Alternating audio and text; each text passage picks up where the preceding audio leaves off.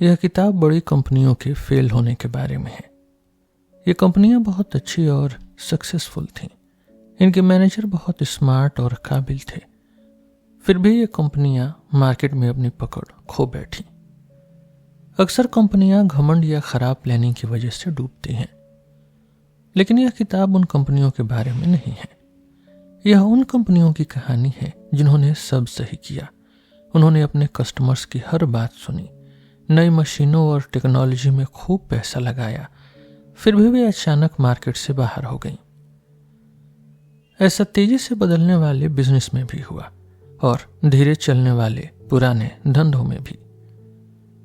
जैसे सीयर्स नाम की एक बहुत बड़ी दुकान थी। एक समय वह दुनिया की सबसे बेहतरीन कंपनी थी। उसने सामान बेचने के कई नए तरीके शुरू किए। सब कहते थे कि वे लोग कभी गलत नहीं कर सकते, पर आज सीयर्स का नाम कोई नहीं जानता। वह वक्त के साथ आने वाले बदलाव को नहीं समझ पाई। सस्ती दुकानों और नए डिस्काउंट ने उसे पीछे छोड़ दिया।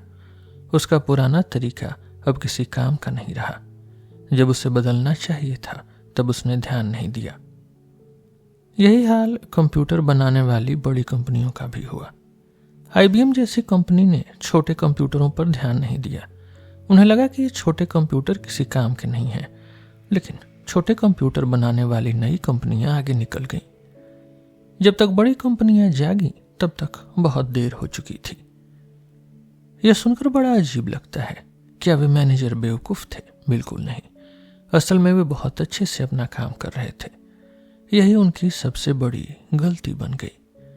वे अपने पुराने कस्टमर्स को खुश करने में ही लगे रहे। उन्होंने नई और छोटी चीजों को बेकार समझा। मैनेजमेंट के पुराने नियम हमेशा काम नहीं आते।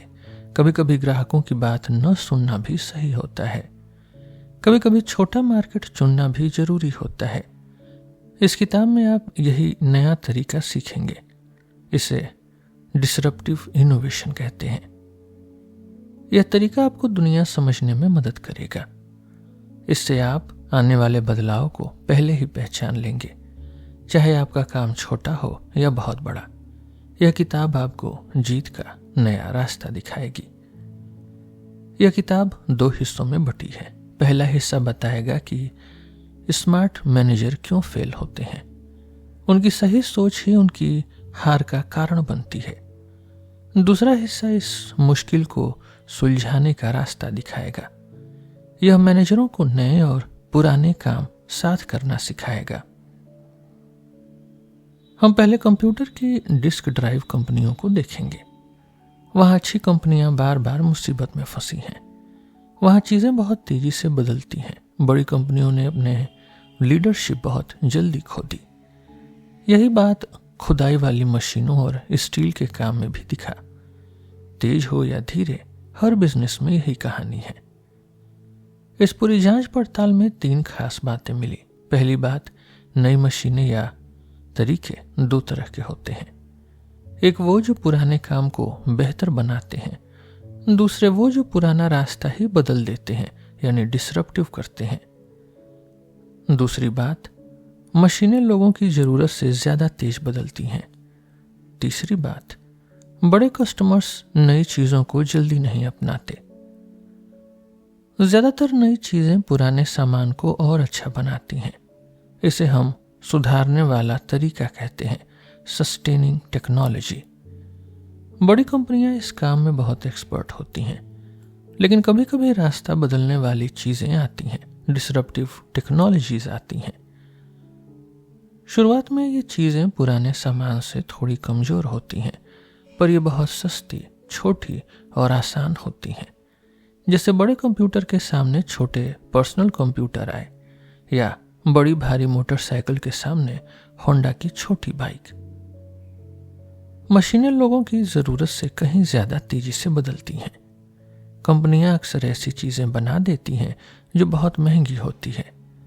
कस्टमर उतनी ज्यादा फीचर के लिए पैसे नहीं देना चाहता। तभी रास्ता बदलने वाली कमजोर चीजें कल की लीडर बन जाती हैं। आज की सस्ती चीज कल मार्केट पर राज करती है। लोग पुराने और महंगे सामान को छोड़ देते हैं। बड़ी कंपनियां नई चीजों में पैसा क्यों नहीं लगाती? पहला, इन नई चीज़ों में प्रॉफिट बहुत कम दिखता है। दूसरा, ये चीज़ें शुरू में बहुत छोटे बाजार के लिए होती हैं, स्मॉल मार्केट के लिए। तीसरा, उनके सबसे बड़े और अमीर कस्टमर इन्हें नहीं चाहते। जब तक बड़ी कंपनियां जागती हैं तब तक बहुत देर हो जाती है। छोटे खिलाड़ी तब तक पूरे बाजार पर कब्जा कर लेते हैं। मैंने इस किताब में कई एग्जाम्पल्स दिए हैं, डिस्क ड्राइव से लेकर स्टील बनाने वाली फैक्ट्रियों तक, दुकानों से लेकर प्रिंटर और बिजली वाली कारों तक। हर जगह एक ही जैसा नतीजा देखने को मिला। यह किताब आपको इन खतरों से बचना सिखाएगी। यह आपको एक बेहतर और होशियार लीडर बनाएगी। शुरुआत में ऐसा लगता है कि हारना तय है। अच्छे मैनेजर भी अपने ही होशियारी में फंस जाते हैं। पुराने तरीके यहाँ काम नहीं आते। ज्यादा मेहनत या अच्छी प्लानिंग भी फेल हो जाती है। यह सुनकर सिखाने वाले और सीखने वाले दोनों डर जाते हैं। लेकिन इस मुश्किल का एक सलूशन है। हर कंपनी कुछ पक्के नियमों के हिसाब से चलती है, जैसे लॉज ऑफ नेचर होते हैं। पुराने जमाने में लोग पंख चिपकाकर उड़ना चाहते थे। वे जोर जोर से हाथ मारते, फिर भी गिर जाते। वे लॉज ऑफ नेचर के नियमों से लड़ रहे थे।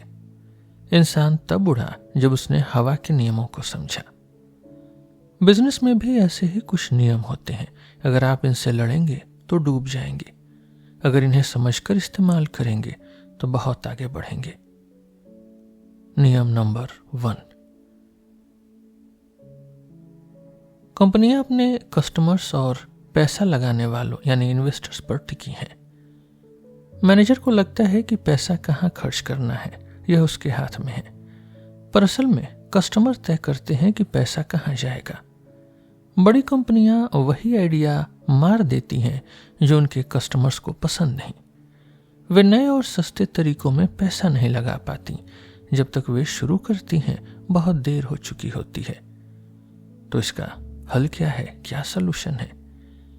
एक अलग और छोटी टीम बनाइए, एक स्मॉल टीम। उन्हें नए और सस्ते काम की पूरी आजादी दीजिए। उन पर पुराने कस्टमर्स का प्रेशर नहीं होना चाहिए, तभी वे नए मार्केट में जीत पाएंगे।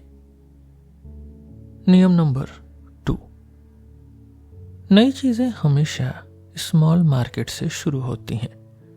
शुरुआत में वहां से बहुत कम कमाई होती है, कम रिवेन्यू मिलता है। एक छोटी कंपनी के लिए 5-10 लाख की कमाई बहुत है, लेकिन एक बहुत बड़ी कंपनी के लिए यह कुछ भी नहीं है।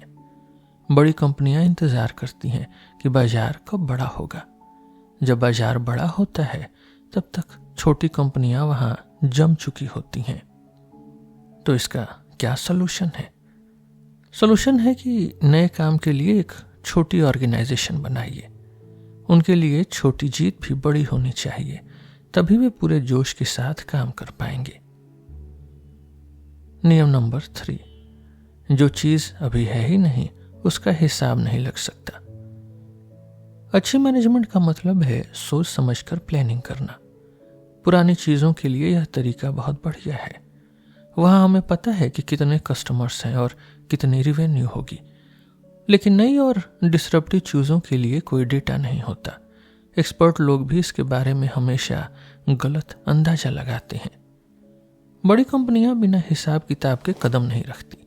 यही उनकी सबसे बड़ी गलती बन जाती है। वे उस बाजार का डेटा मांगती हैं जो अभी बना ही नहीं। इसका सलूशन क्या है? सलूशन है कि प्लानिंग करने के बजाय सीखने पर ध्यान दीजिए। यह मानकर चलिए कि आपका अंदाजा गलत हो सकता है। पैसा ऐसे लगाइए कि आप नई चीजें सीख सकें। इसे डिस्कवरी बेस्ड प्लानिंग यानी खोज वाली प्लानिंग कहते हैं। नियम नंबर 4, ताकत ही कमजोरी बन जाती है। जब कोई नया काम आता है तो मैनेजर अच्छे लोग ढूंढते हैं। उन्हें लगता है कि अच्छे लोग सब संभाल लेंगे। पर कंपनी सिर्फ लोगों से नहीं चलती। कंपनी की अपनी एक कैपेबिलिटी होती है, एक ताकत होती है। यह ताकत 2 चीजों से आती है। पहला, काम करने का तरीका यानी प्रोसेस, और दूसरा कंपनी की पसंद या प्राथमिकता यानी वैल्यूज। लोग बदल सकते हैं पर कंपनी के तरीके यानी प्रोसेसेस नहीं। एक बड़ी कंपनी की मशीनें छोटे काम नहीं कर सकती। जिस तरह से बड़ा कंप्यूटर बनता है उससे छोटा फोन नहीं बनेगा, इसी तरह कंपनी की पसंद यानी उसकी वैल्यूज भी रुकावट बनती हैं। अगर कंपनी को ज्यादा मुनाफे की आदत है, हाई प्रॉफिट की आदत है, तो वह कम मुनाफे वाला काम कभी नहीं करेगी। यही ताकत एक दिन कंपनी की कमजोरी यानी डिसेबिलिटी बन जाती है। नियम नंबर 5, जरूरत से ज्यादा तरक्की, technology supply versus market demand. शुरू में डिसरप्टिव टेक्नोलॉजी यानी नई चीजें थोड़ी कमजोर होती हैं, वे बड़े बाजार के लायक नहीं होती, पर वे धीरे धीरे बहुत अच्छी हो जाती हैं। कंपनियां अक्सर जरूरत से ज्यादा अच्छी चीजें बनाती हैं, वे ग्राहक की डिमांड से आगे निकल जाती हैं। ग्राहक यानी कस्टमर को उतनी ज्यादा फीचर्स नहीं चाहिए होती। जब सामान जरूरत से ज्यादा अच्छा हो जाता है तो कस्टमर उसे छोड़कर सस्ती चीजें ढूंढता है। अब मुकाबला खूबियों पर नहीं बल्कि भरोसे पर होता है। फिर मुकाबला आसानी यानी कन्वीनियंस और प्राइस पर होता है। यहीं पर सस्ती और नई चीजें बाजार जीत लेती हैं। बड़ी कंपनियां अपनी स्पीड में बाजार खो देती हैं। तो खतरे और मौके को कैसे पहचानें? मैनेजर अक्सर डरे हुए होते हैं। वे जानना चाहते हैं कि उनका बिजनेस कब डूबेगा या वे नया मौका कैसे ढूंढे। इसे समझने के लिए बिजली वाली कार को देखिए, इलेक्ट्रिक कार को। आज शायद पेट्रोल वाली कारें बहुत अच्छी चल रही हैं, पर इलेक्ट्रिक कार का एक बड़ा बदलाव है।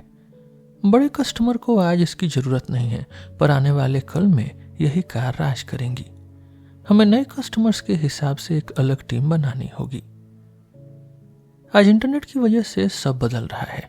पुराने बड़े खिलाड़ी अब खतरे में हैं। पुरानी चीजों के लिए नई चीजें हैं।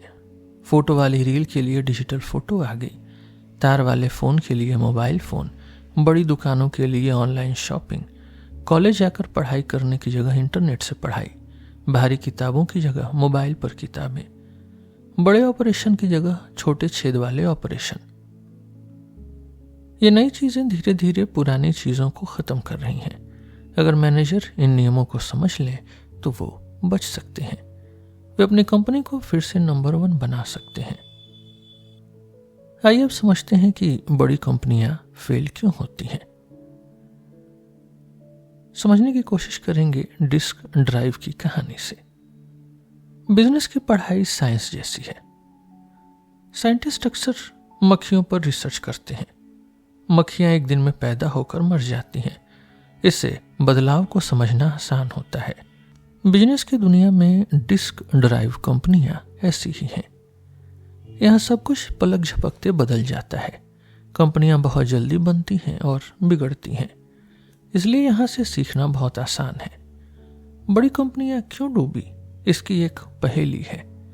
वे अपने कस्टमर्स की बात सुनती थी, वे नई मशीनों में खूब पैसा लगाती थी, पर यही उनकी हार का कारण बना। अगर समझें कि डिस्क ड्राइव कैसे काम करती है तो यह कंप्यूटर की मेमोरी जैसा है। यह पुराने ग्रामोफोन मशीन जैसा दिखता है। इसमें एक घूमने वाली प्लेट यानी डिस्क होती है, एक सुई जैसा हिस्सा यानी हेड इस पर लिखता है। यह सुई मैग्नेट की मदद से चलती है। यह जानकारी को 0 और 1 में लिखती है। इसे ही कंप्यूटर की लैंग्वेज कहते हैं। आज यह छोटा है, पर पहले ऐसा नहीं था। सबसे पहली मशीन IBM ने बनाई थी। वह एक बड़े फ्रिज जितनी बड़ी थी। उसमें सिर्फ 5 MB डेटा आता था। आज इतना डेटा एक फोटो में होता है। धीरे धीरे बहुत सारी नई कंपनियां आई। 1976 में ऐसी 17 बड़ी कंपनियां थीं, पर 1995 तक उनमें से सिर्फ IBM बची। बाकी सब या तो बंद हो गई या बिक गई। मशीनों का साइज छोटा होता गया, पर उनकी कैपेसिटी बढ़ती गई। प्राइस भी बहुत तेजी से गिरने लगे। क्या ये कंपनियां आलसी थीं? बिल्कुल नहीं।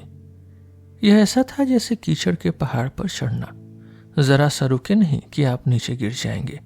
इसे कीचड़ वाली फिसलन यानी मड स्लाइड कहते हैं। पर मेरी जांच पड़ताल ने कुछ और बताया। कंपनियां तेजी की वजह से नहीं डूबी, वे बदलाव के तरीके की वजह से डूबी।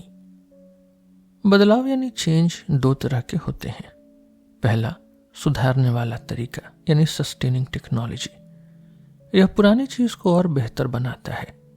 बड़ी कंपनियां इसमें हमेशा नंबर 1 रहीं। दूसरा है डिसरप्टिव टेक्नोलॉजी यानी रास्ता बदलने वाला तरीका। यह खेल के नियम ही बदल देता है। यह शुरू में सस्ता और कमजोर दिखता है। बड़ी कंपनियां इसे बेकार समझकर छोड़ देती हैं। यही उनकी सबसे बड़ी गलती होती है। सस्टेनिंग टेक्नोलॉजी यह वो तरीका है जिससे पुरानी चीजें और बेहतर होती हैं। जैसे पहले बल्ब आते थे, फिर ट्यूबलाइट आई। आजकल बाजार में बढ़िया LED बल्ब मिलते हैं। काम वही है, रोशनी देना, बस तरीका बेहतर हो गया। डिस्क ड्राइव में भी ऐसा ही हुआ। वैज्ञानिकों ने प्लेट पर जानकारी लिखने की डेंसिटी बढ़ाई। हर नई मशीन एक S जैसे ग्राफ पर चलती है। शुरू में प्रोग्रेस धीरे होती है, फिर एकदम से तेजी आती है। आखिर में सुधार का स्कोप खत्म होने लगता है। तभी एक बिल्कुल नया तरीका, एक बिल्कुल नई टेक्नोलॉजी जन्म लेती है।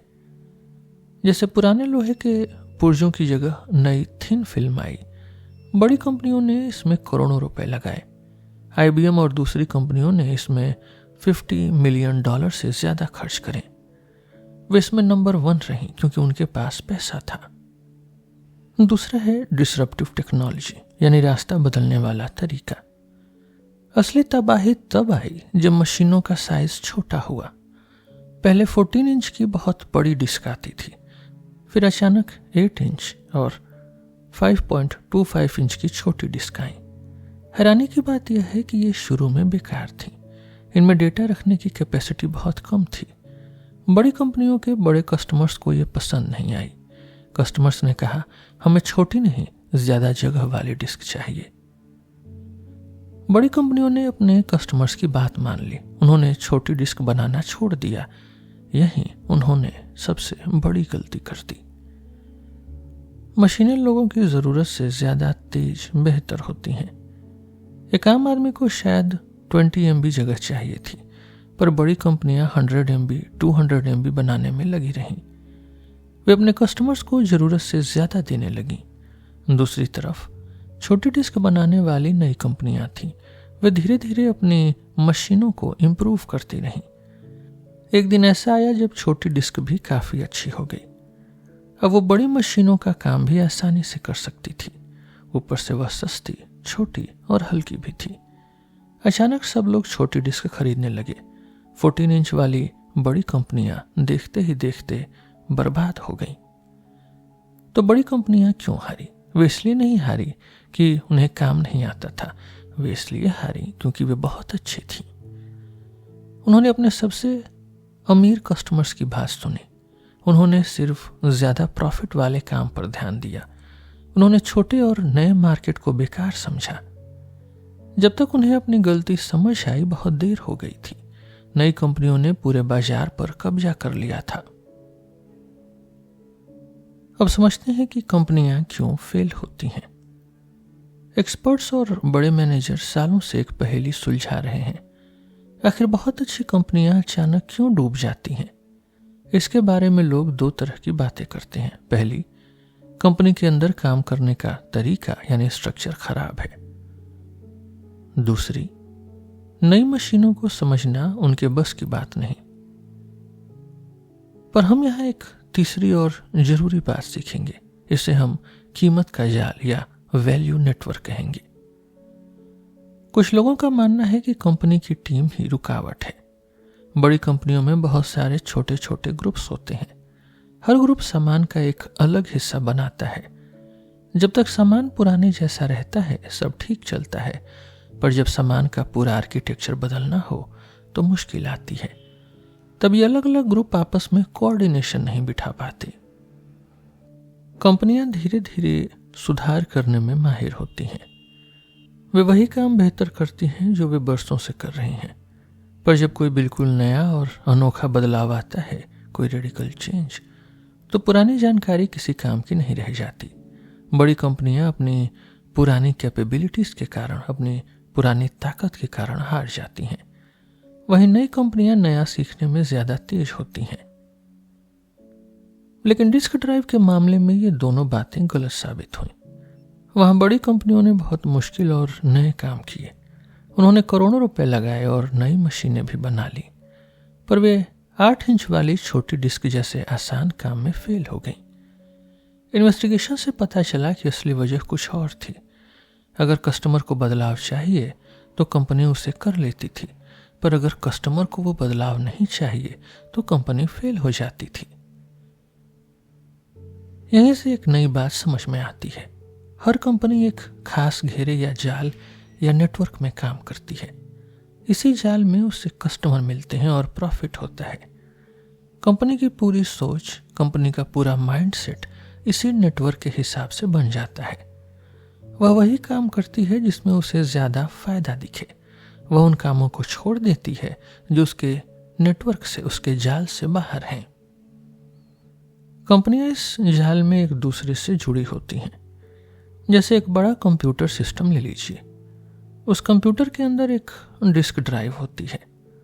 उस डिस्क ड्राइव के अंदर एक मोटर और हेड होती है।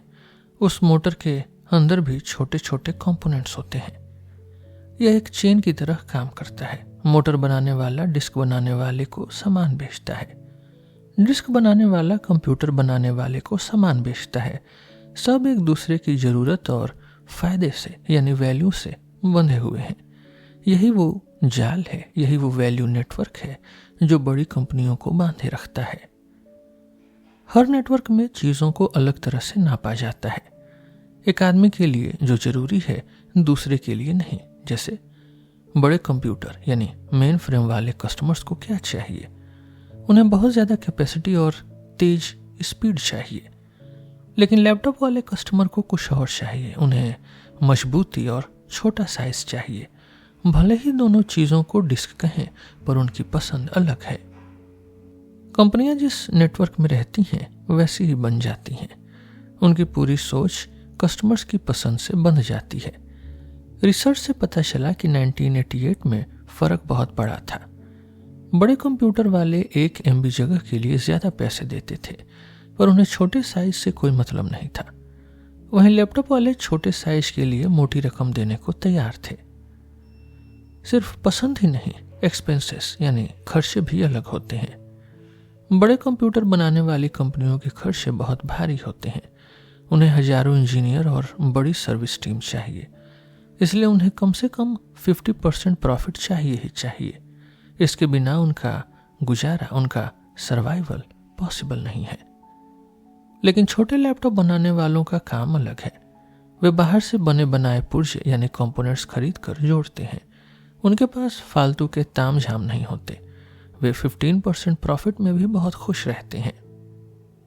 यही असली पेच है। जब कोई नई और सस्ती चीज आती है तो बड़ी कंपनियों को उसमें कोई प्रॉफिट नहीं दिखता। उन्हें लगता है इतने कम पैसे में हमारा क्या होगा, इसलिए वे उसे छोड़ देती हैं और नई कंपनियां बाजी मार लेती हैं। फ्लैश मेमोरी एक नई टेक्नोलॉजी है। यह डेटा को छोटे चिप पर रखती है। यह आम मेमोरी यानी रैम से बहुत अलग है। पावर यानी बिजली बंद होने पर भी डेटा नहीं खोता। फ्लैश मेमोरी के कई बड़े फायदे हैं। यह बहुत कम पावर खाती है। इसमें कोई हिलने वाला हिस्सा नहीं होता, इसलिए यह बहुत मजबूत होती है। पर इसमें कुछ कमियां भी हैं। यह डिस्क ड्राइव से बहुत महंगी है। इसमें डेटा बार बार लिखना मुश्किल होता है। शुरू में इसे फोन और रोबोट में लगाया गया। वहां डिस्क ड्राइव बहुत बड़ी और नाजुक थी।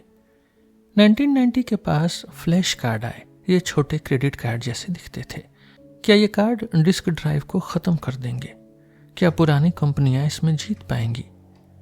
कुछ लोग कहते हैं कि पुराना स्किल काम आता है। डिस्क ड्राइव वाले लोहे और मैग्नेट के एक्सपर्ट थे, पर फ्लैश मेमोरी तो बिजली के सर्किट से चलती थी। क्या पुरानी कंपनियां यह नया काम सीख पाएंगी? हाँ, क्योंकि वे पहले से चिप डिजाइन करती थी। सीगेट जैसी कंपनियों ने फ्लैश कार्ड बनाना शुरू किया। उनके पास इस काम के लिए जरूरी एक्सपर्टाइज थी, इसलिए उन्हें इसमें कोई बड़ी मुश्किल नहीं आई। कुछ लोग कहते हैं कि टीम अलग होनी चाहिए। नया काम करने के लिए नई टीम बनानी पड़ती है। बड़ी कंपनियों ने अलग ग्रुप्स बनाकर काम किए। सीगेट और क्वांटम ने इसमें अच्छा काम किया। हम यह देखते हैं कि पुरानी चीज कितनी अच्छी है। पुरानी डिस्क ड्राइव अभी भी बहुत बेहतर हो रही है। उसकी रेट ऑफ इम्प्रूवमेंट बहुत तेज है। जब तक पुरानी चीज अच्छी है, नई चीज खतरा नहीं है, इसलिए अभी डिस्क ड्राइव को डरने की जरूरत नहीं है। बाजार का जाल यानी वैल्यू नेटवर्क बहुत ताकतवर होता है। यह तय करता है कि कंपनी क्या कर सकती है और क्या नहीं।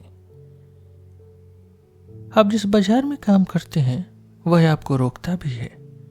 वही बाजार तय करता है कि आप अपना पैसा कहाँ लगाएंगे।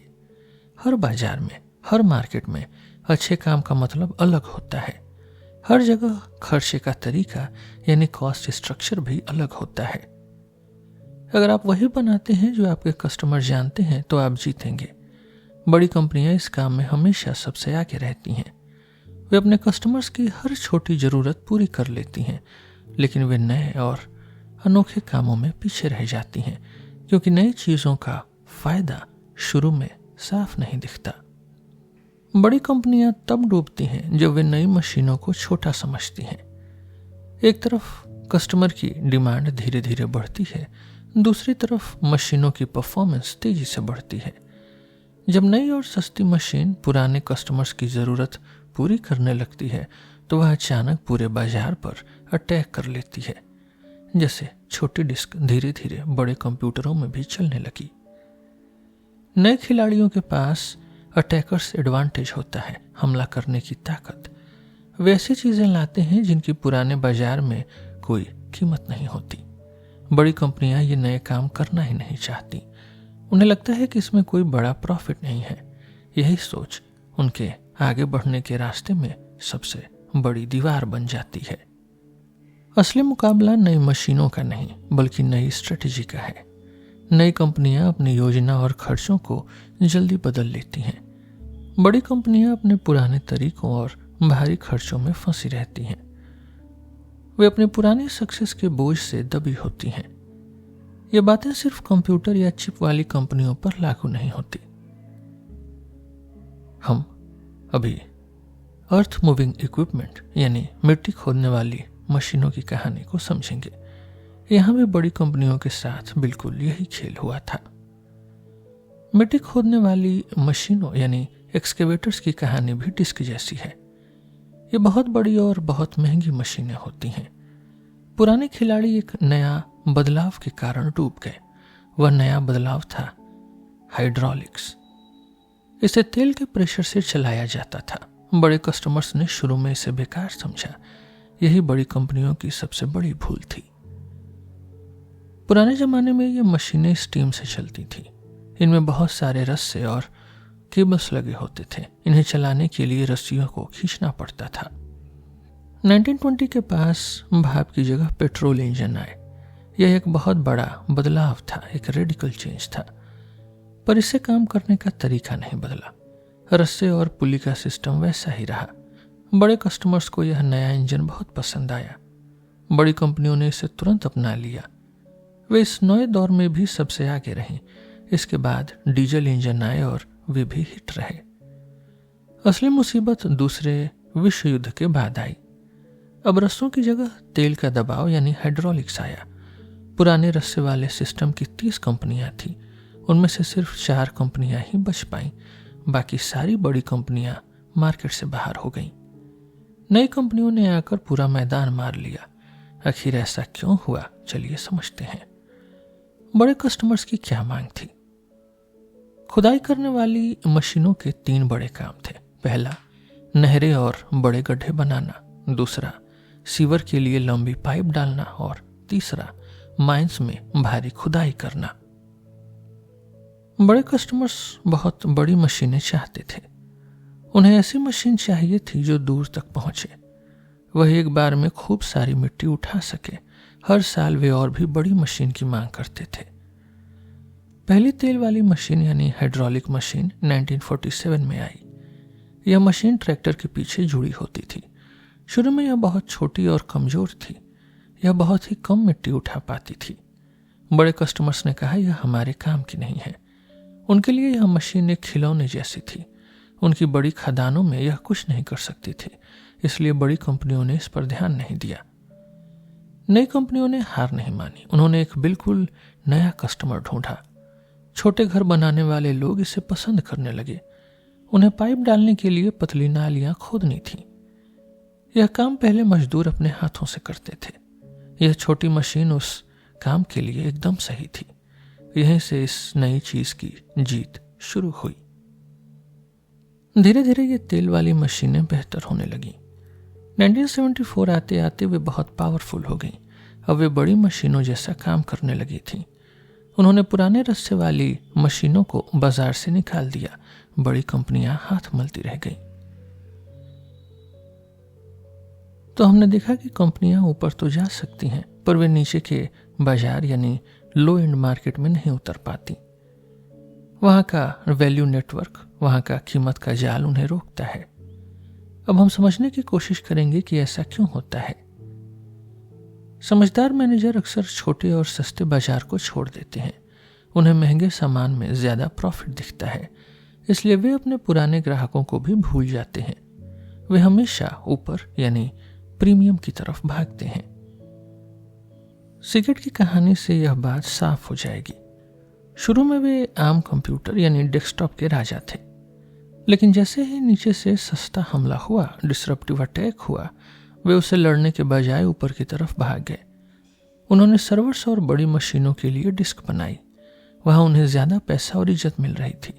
नई कंपनियों के लिए ऊपर जाना बहुत फायदेमंद होता है, पर पुरानी कंपनियों के लिए नीचे आना बहुत डरावना है। कंपनियां अपनी आदतों और खर्चों की गुलाम होती हैं। बड़ी कंपनियों को चलाने में बहुत पैसा खर्च होता है। उन्हें हजारों लोगों की तनख्वाह और ऑफिस का किराया देना है, इसलिए उन्हें कम से कम 40% मार्जिन चाहिए ही चाहिए। सस्ती चीजों में इतना मुनाफा नहीं मिलता। अगर कोई मैनेजर सस्ती चीज बनाने का सजेशन देता है तो कंपनी का हिसाब किताब उसे मना कर देता है। उन्हें लगता है कि इसमें समय बर्बाद करना बेकार है। वे सोचते हैं क्यों ना हम और महंगी चीज बनाएं। यही ऊपर जाने की सोच उन्हें नीचे से आने वाले खतरे से अंधा कर देती है।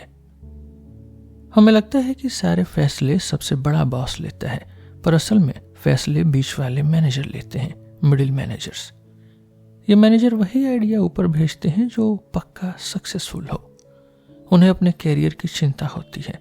अगर उन्होंने किसी बेकार आइडिया पर पैसा लगाया तो उनकी नौकरी जा सकती है।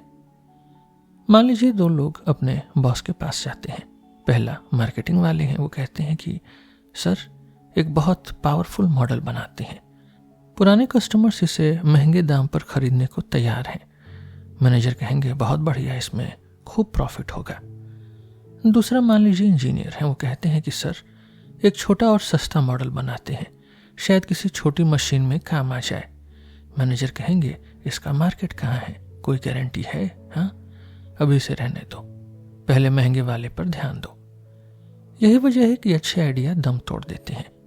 समझदार कंपनियां वही करती हैं जो उनके लिए सही लगे, पर यही सही फैसला उन्हें कल के लिए कमजोर कर देता है। वे अपने ही डिसिप्लिन के जाल में फंस जाती हैं। डिस्क बनाने वाली बड़ी कंपनियों के मैनेजर बहुत स्मार्ट थे। वे 1.8 इंच वाली छोटी डिस्क के बारे में सब जानते थे।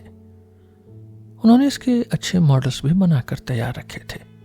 एक बार मैंने एक बड़ी कंपनी के सीईओ से पूछा। उन्होंने कहा, हमने 4 बार ये डिस्क बनाई है, पर मार्केट में इसकी कोई डिमांड नहीं है। सब जानते हैं हमारे पास ये है, पर कोई नहीं खरीदता। लेकिन सच कुछ और ही था। उसी समय होंडा कंपनी अपनी कारों के लिए मैप्स बना रही थी। उन्हें ये छोटी और मजबूत डिस्क बहुत पसंद आई, पर होंडा के लोगों ने कहा कि बड़ी कंपनियां हमें ये नहीं बेचती। हमने इसे एक छोटी सी नई कंपनी से खरीदा। ऐसा क्यों हुआ? बड़ी कंपनी के लिए 80 करोड़ का काम बहुत छोटा था। उनके सेल्समैन को बड़े कंप्यूटर वालों से मिलने की आदत थी। उन्हें कार कंपनियों को छोटी डिस्क बेचने में कोई फायदा नहीं दिखा। यही ऊपर जाने की सोच उन्हें नीचे का सच नहीं देखने देती। स्टील की दुनिया की कहानी भी कुछ ऐसी ही है। स्टील बनाने के 2 तरीके होते हैं। पहला पुराना तरीका, इंटीग्रेटेड मिल्स। ये बहुत बड़ी फैक्ट्रियां होती हैं। इन्हें बनाने में 6 अरब डॉलर यानी बिलियन डॉलर्स लगते हैं। दूसरा है नया तरीका, मिनी मिल्स। ये छोटी फैक्ट्रियां होती हैं। ये पुराने कबाड़ यानी स्क्रैप को पिघलाकर स्टील बनाती हैं। इन्हें बनाने में सिर्फ 40 करोड़ डॉलर यानी मिलियन डॉलर्स लगते हैं। मिनी मिल बहुत सस्ती और तेज होती हैं, पर शुरू में इनका स्टील थोड़ा कमजोर था, इसलिए वे सिर्फ सरिया बनाती थी। रीबार। सरिया बनाने में बहुत कम प्रॉफिट होता है। बड़ी कंपनियों ने सोचा ये काम मिनी मिल को करने दो, हम तो महंगी और अच्छी चीजें बनाएंगे। मिनी मिल ने पहले सरिया का पूरा बाजार जीत लिया। फिर उन्होंने अपनी क्वालिटी और बेहतर की। अब वे बड़े लोहे के बार्स और बीम्स बनाने लगे। बड़ी कंपनियां यहां से भी पीछे हट गईं। उन्हें लगा कि वे महंगे स्टील में ज्यादा पैसा कमा रही हैं। अंत में बड़ी कंपनियां सिर्फ एक कोने में सिमट गईं। वे सिर्फ कारों और डिब्बों के लिए स्टील बनाने लगी। उनके मालिक खुश थे कि प्रॉफिट बढ़ रहा है, पर रियलिटी में वे अपनी जमीन खो रहे थे। इसे ही स्मार्ट मैनेजरों की हार कहते हैं। उन्होंने वही किया जो उनके हिसाब से सही था, पर छोटे दुश्मनों को कमजोर समझना उनकी सबसे बड़ी मिस्टेक थी। 1987 में जर्मनी से एक नई टेक्नोलॉजी आई। इसे थिन स्लैब कास्टिंग कहते थे। यह पिघले लोहे से सीधे पतली चादरें बनाती थी। पुराने इंडस्ट्रीज में यह काम बहुत कठिन था। नई मशीन की कीमत 10 गुना कम थी।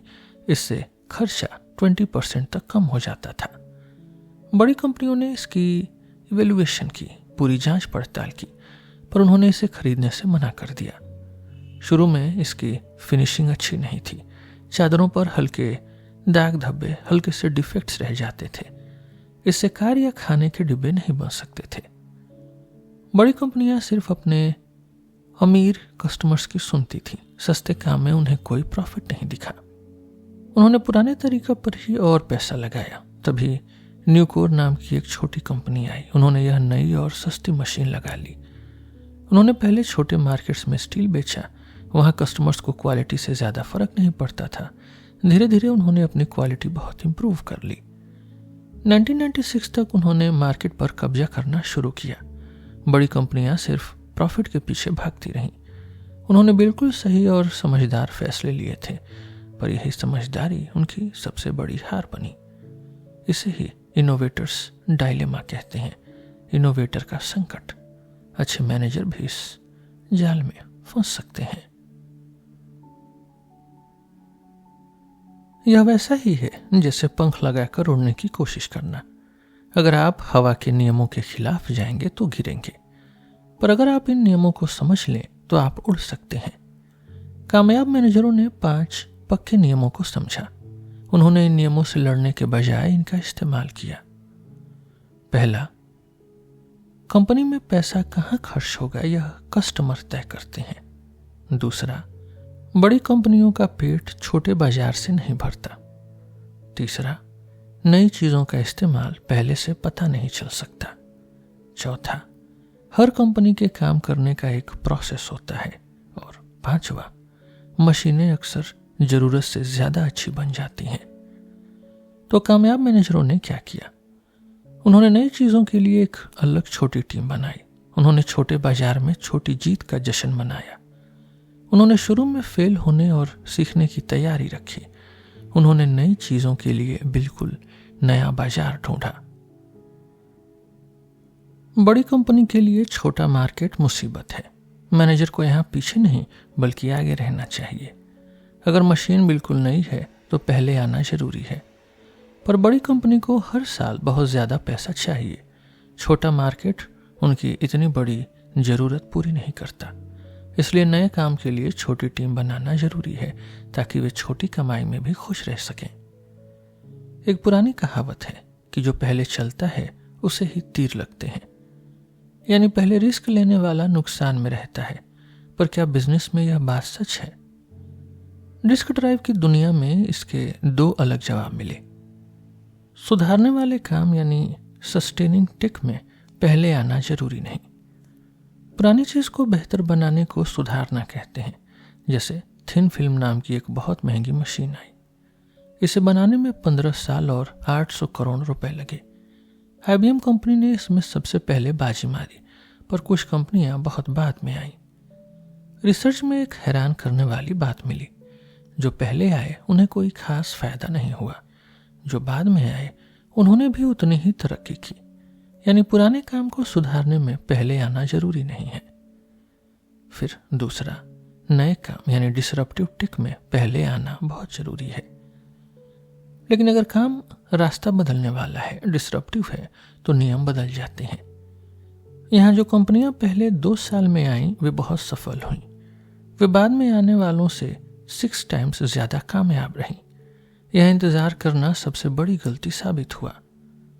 कंपनियां अक्सर गलत रिस्क चुन लेती हैं। वे नया मार्केट बनाने से डरती हैं। उन्हें डर होता है कि शायद लोग सामान न खरीदें। इस डर के चक्कर में वे पुराने मार्केट में घुस जाती हैं।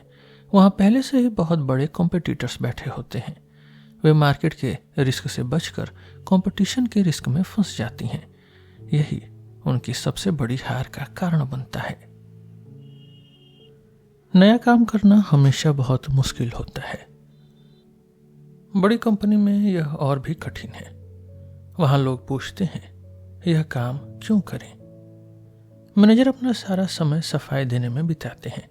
अच्छे लोग ऐसे प्रोजेक्ट्स में नहीं जाना चाहते। मुश्किल समय में ऐसे काम सबसे पहले रुकते हैं। इसका सबसे अच्छा सलूशन एक छोटी टीम है। ऐसी टीम जो छोटे काम को जरूरी समझे। बड़ी कंपनी को करोड़ों की कमाई चाहिए। छोटा बाजार उनकी भूख नहीं मिटा सकता।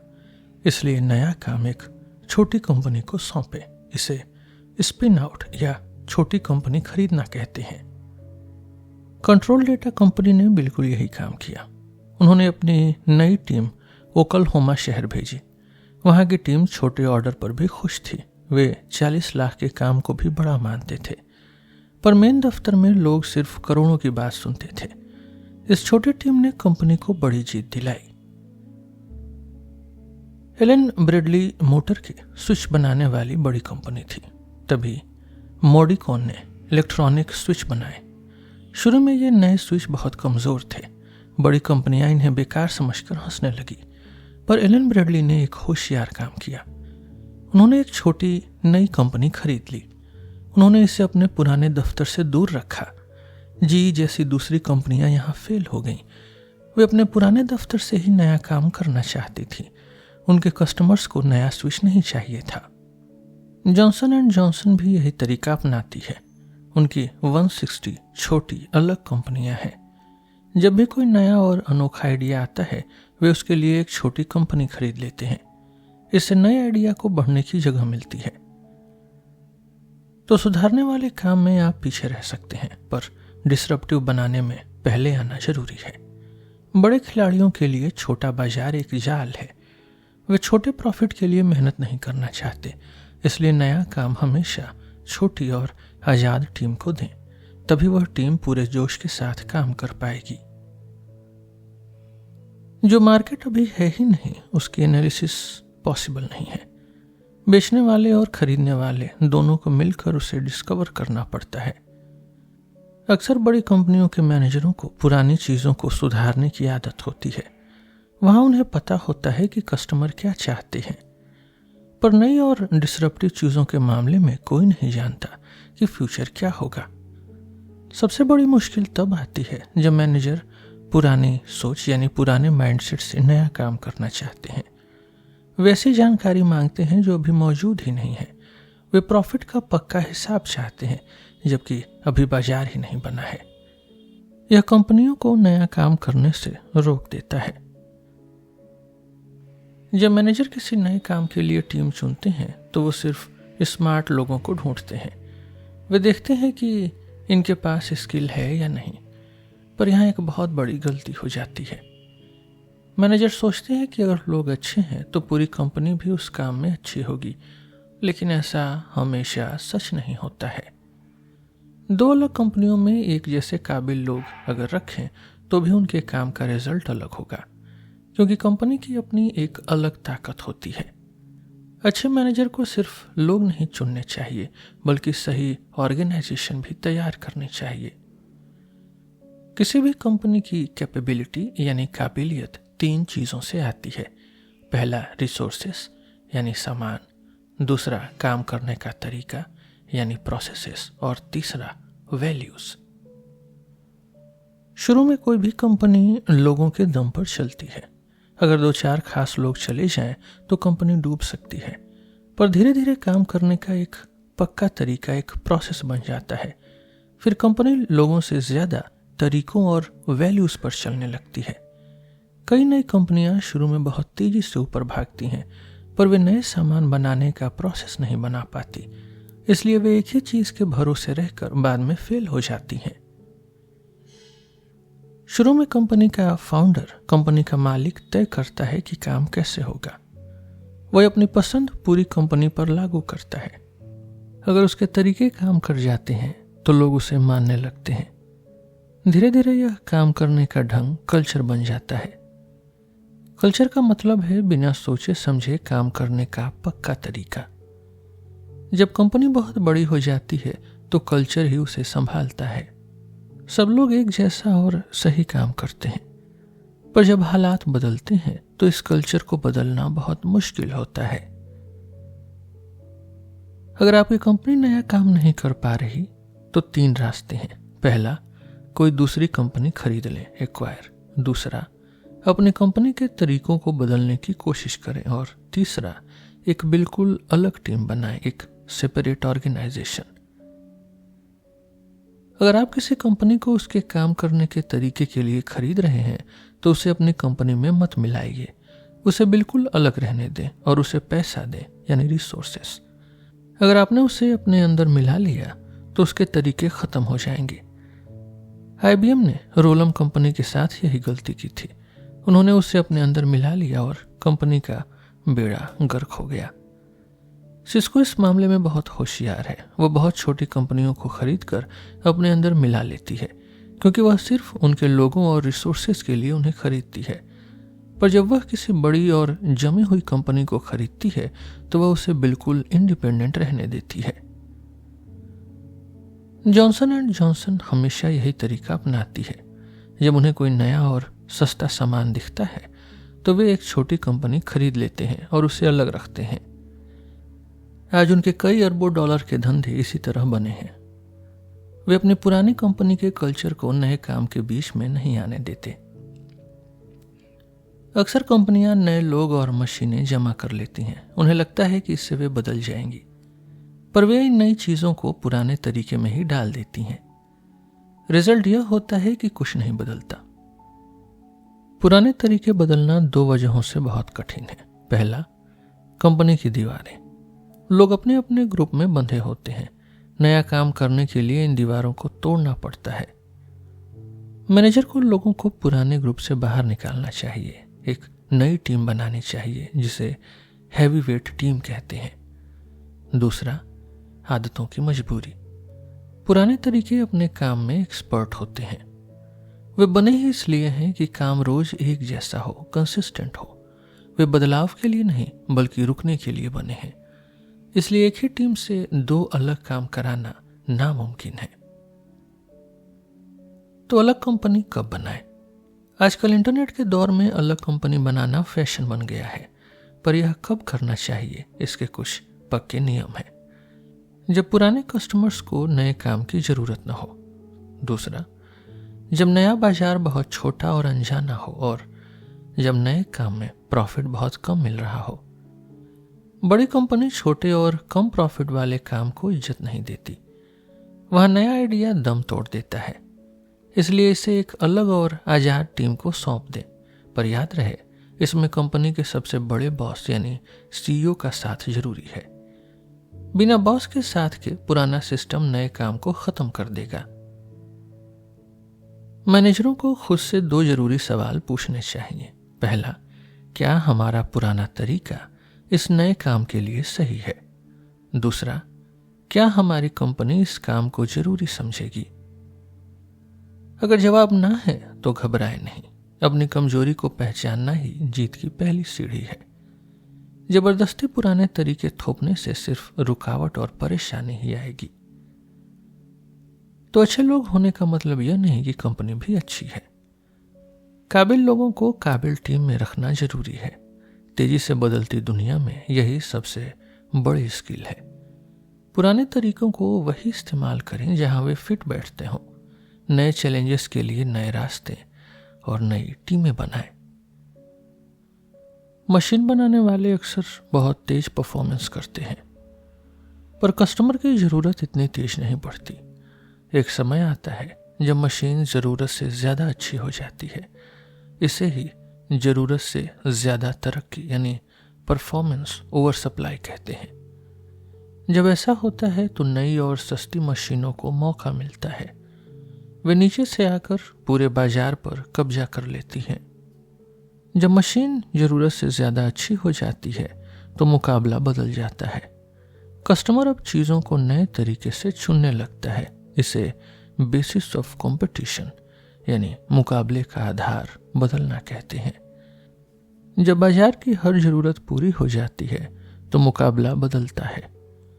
मुकाबला करने का एक खास क्रम होता है, एक बाइंग हायरार्की।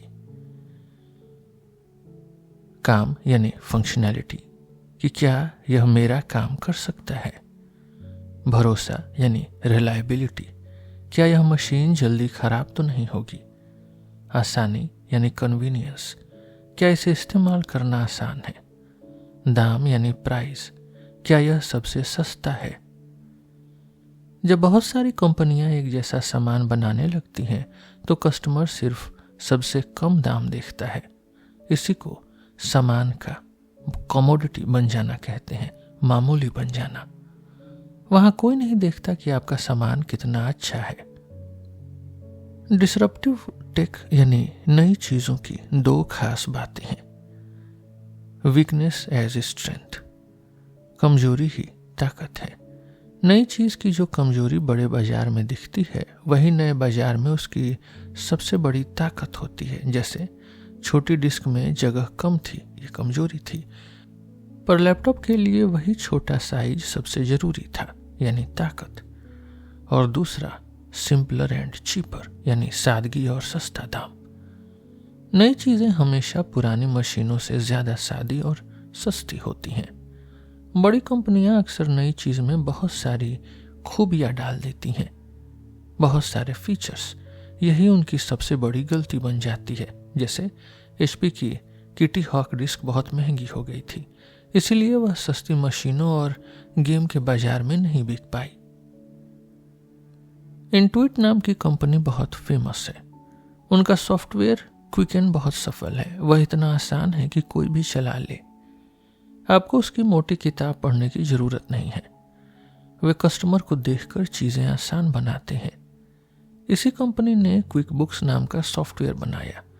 इससे पहले के सॉफ्टवेयर बहुत डिफिकल्ट होते थे, उन्हें सिर्फ बड़े अकाउंटेंट्स ही समझ पाते थे। पर अमेरिका में 85% कंपनियां बहुत छोटी हैं। वहां मालिक खुद ही अपना हिसाब रखता है। उसे अकाउंटेंट वाली भारी बातें समझ नहीं आती थी। पुरानी कंपनियों ने जरूरत से ज्यादा तरक्की कर दी थी, परफॉर्मेंस ओवर सप्लाई। उन्होंने सॉफ्टवेयर को बहुत कॉम्प्लेक्स बना दिया था। इंट्यूट ने इसे एकदम सरल और आसान बनाया। सिर्फ 2 साल में उसने 70% मार्केट पर कब्जा कर लिया। पुरानी कंपनियां अब महंगे ग्राहकों की तरफ भाग रही हैं। सामान खरीदने का एक खास तरीका होता है। इसे 4 फेजेस में समझ सकते हैं। काम यानी फंक्शनैलिटी कि क्या यह मेरा काम कर सकता है। दूसरा भरोसा, रिलायबिलिटी, क्या यह मशीन टिकेगी या बार बार खराब होगी। तीसरा कन्वीनियंस यानी आसानी, क्या इसे इस्तेमाल करना सरल है। और चौथा प्राइस यानी कीमत, जब सब एक जैसा हो तो सबसे सस्ता कौन है। जब मशीन जरूरत से ज्यादा अच्छी हो जाती है तो खेल बदल जाता है। कस्टमर अब और ज्यादा परफॉर्मेंस नहीं मांगता, वह अब कन्वीनियंस या कम दाम ढूंढता है। मैनेजरों के पास 3 रास्ते हैं। जब बाजार में यह बदलाव आए तो 3 रास्ते हैं। पहला, ऊपर की तरफ भागो, यानी सस्ते बाजार को छोड़कर महंगे कस्टमर्स के पास जाओ। दूसरा, कस्टमर्स के साथ चलो, यानी कस्टमर्स की नई जरूरतों को पहचान कर खुद को बदलो। तीसरा, जबरदस्ती मांग बढ़ाओ, यानी कस्टमर्स को ऐसी आदत डालो कि वे और बेहतर मशीन मांगे। माइक्रोसॉफ्ट और इंटेल तीसरा रास्ता अपनाते हैं। वे ऐसा सॉफ्टवेयर बनाते हैं जो और ज्यादा मेमोरी मांगता है। इससे कस्टमर को हमेशा नई और तेज मशीन की जरूरत महसूस होती है, पर यह रास्ता हमेशा काम नहीं करता। इंटरनेट पर आने वाले छोटे एपलेट्स इस खेल को बिगाड़ सकते हैं। तो हमने सीखा कि अच्छी कंपनियां क्यों डूब जाती हैं। सिर्फ खराब मैनेजर ही इसकी वजह नहीं होते, बल्कि कुछ पक्के नियम काम करते हैं। जब मैनेजर इन नियमों से लड़ते हैं तो हार जाते हैं। इसे समझने के लिए हम बिजली वाली कार का एग्जाम्पल लेंगे। मान लीजिए मैं एक बड़ी कार कंपनी का अफसर हूं। मैं इस नए काम, इस इनोवेशन को कैसे संभालूंगा? सबसे पहले मैं खुद से सवाल पूछूंगा, क्या बिजली वाली कार पुरानी कारों को खत्म कर देगी? इसे जानने के लिए हमें दो रास्तों को देखना होगा। पहला रास्ता, कस्टमर्स को असल में क्या चाहिए, और दूसरा रास्ता, नई मशीन कितनी तेजी से इंप्रूव हो रही है। आज की कारों को कम से कम 125 मील चलना चाहिए, पर बिजली वाली कारें इतना ज्यादा नहीं चलती। उनकी रफ्तार भी बहुत कम है। पुराने बाजार के हिसाब से ये बेकार है, पर बिजली वाली कार में बदलाव की खुशबू है। क्यों? क्योंकि इसकी इंप्रूवमेंट बहुत तेज है। यह हर साल 2 से 4% बेहतर हो रही है। वहीं लोगों की डिमांड, जरूरतें बहुत धीरे बढ़ रही हैं। एक दिन यह कार सबकी जरूरत पूरी कर देगी। अभी यह बड़े बाजार के लिए नहीं बनी है, पर आने वाले कल में यह सबको पीछे छोड़ देगी। सब जानते हैं कि यह पुरानी कारों जैसा बाजार नहीं है, तो फिर हम अपनी कार किसे बेचेंगे? हमें ऐसे लोग ढूंढने होंगे जिन्हें इसकी कमियां भी पसंद आए। शायद स्कूल जाने वाले बच्चों के माता पिता इसे खरीदें। वे चाहेंगे कि उनके बच्चे धीरे और सेफ चलें। वे नहीं चाहेंगे कि बच्चे बहुत दूर गाड़ी लेकर जाएं। ऐसी छोटी और सादी कार शायद उनके लिए एकदम सही होगी। या फिर उन शहरों को देखिए जहां बहुत ट्रैफिक है। वहां गाड़ियां बस खड़ी रहती हैं और धीरे चलती हैं। वहां बिजली वाली छोटी कारें बहुत सक्सेसफुल हो सकती हैं। हमें बाजार को ढूंढना होगा। बड़ी कंपनियां इसे पुरानी कार जैसा बनाना चाहती हैं। क्रिसलर ने अपनी बड़ी वैन में हजारों बैटरी भर दी।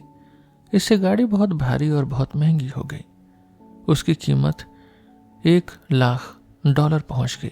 इतने पैसे में कोई भी इसे नहीं खरीदेगा। वे पुरानी सोच से नया काम करने की कोशिश कर रहे हैं। अगर मैं मैनेजर होता तो मैं ये 3 काम करता। पहला, मैं मान लेता कि मुझे बाजार का पता नहीं है। दूसरा, मैं सीखने के लिए एक अलग और छोटी टीम बनाता। और तीसरा, मैं सारा पैसा एक बार में खर्च नहीं करता। हमें सीखने वाला प्लान, यानी प्लान फॉर लर्निंग बनाना चाहिए। पहली बार में शायद हम गलत साबित हों, पर हमें इतना पैसा बचाना चाहिए कि हम दोबारा कोशिश कर सकें। तभी हम इस नए बदलाव की जंग जीत पाएंगे। तो इस किताब में हमने समझा कि हार की वजह मैनेजर की कोई बेवकूफी नहीं है। मैंने दुनिया के सबसे होशियार मैनेजरों को देखा है। वे बहुत मेहनत करते हैं और सही फैसले लेते हैं, फिर भी उनकी कंपनियां फेल हो जाती हैं। ऐसा इसलिए होता है क्योंकि वे पुराने नियमों के गुलाम हैं। वे नियम नई चीजों में काम नहीं आते। 7 पक्की बातें जो हमने सीखी वो ये है। पहला, कि मशीनें बाजार की जरूरत से ज्यादा तेज प्रोग्रेस करती हैं। आज जो चीज यूजलेस है, बेकार है, वो कल काम आएगी। कस्टमर हमेशा आपको सही रास्ता नहीं दिखा सकता। पुराने कस्टमर्स की बात सुनना यहाँ डेंजरस हो सकता है। दूसरा, नया काम पैसा और रिसोर्सेस न मिलने से मरता है। कंपनी के लोग वही काम करना चाहते हैं जहां प्रॉफिट हो। वे छोटे और नए आइडिया को मार देते हैं। उन्हें लगता है कि इसमें समय बर्बाद करना बेकार है। तीसरा, नई चीज के लिए नया बाजार ढूंढना जरूरी है। पुरानी कंपनी नई चीज को पुराने कस्टमर्स पर थोपती है। यह मेथड हमेशा फेल होता है। इसे तकनीकी नहीं, बेचने की चुनौती माने। चौथा, कंपनी की ताकत उसके पुराने काम से बनती है, वही ताकत नए काम में कमजोरी बन जाती है। एक कंपनी हर काम में एक्सपर्ट नहीं हो सकती।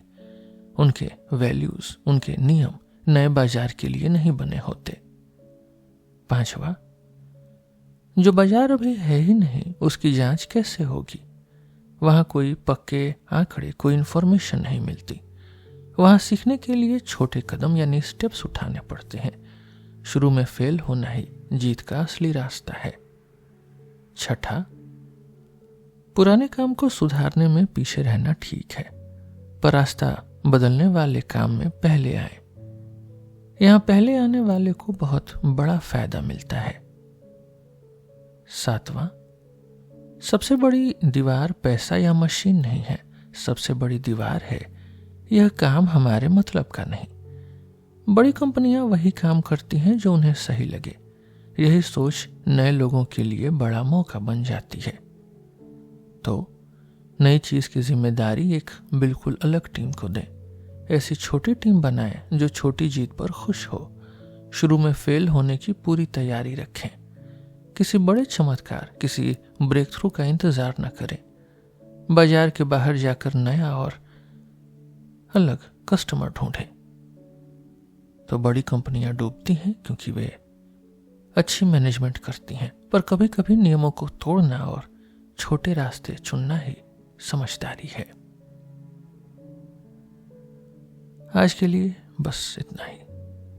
हम फिर मिलेंगे आपसे एक नए एपिसोड में एक नई किताब के साथ। मेरा नाम है रोहित और आप सुन रहे थे सिलेबस विद रोहित। धन्यवाद।